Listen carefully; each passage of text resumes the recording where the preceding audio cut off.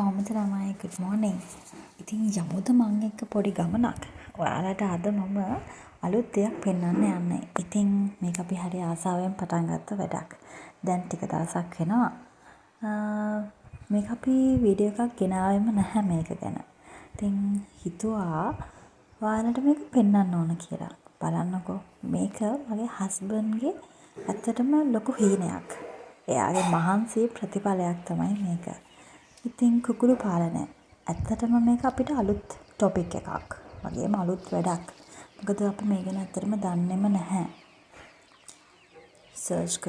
Research කරලා පශු වෛද්‍ය කාර්යාලයත් එක්ක කතා කරලා යාළගෙන් විස්තර අරගෙන දැනගෙන තමයි මේක පටන් ගත්තේ. ඉතින් බලමු. ඉතින් ඔයාලත් මෙහෙම කුකුළු පාලනය පටන් අරන් තියනවාද? විස්තර කියන්න. මොකද අපි දන්නේ නැති ගොඩක් දේවල් ඔයාලා දන්නවා වෙන්න පුළුවන්. ඉතින් අපිට අලුත් දේවල් දැනගන්න ඔයාලගේ අදහස් අනිවාර්යයෙන්ම කමෙන්ට් එකක් දාගෙන යන්න අමතක කරන්න එපා.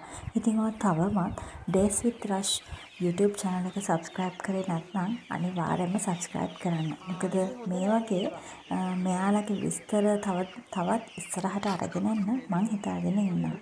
ඉතින් අනිවාර්යයෙන්ම ඔයාලගේ අදහස් මට සෑහෙන්න ඒකට වටිනවා. බලන්නකෝ. කෑම දෙන්න යන එක නම් ලේසි නැහැ මෙයාලත් එක්ක.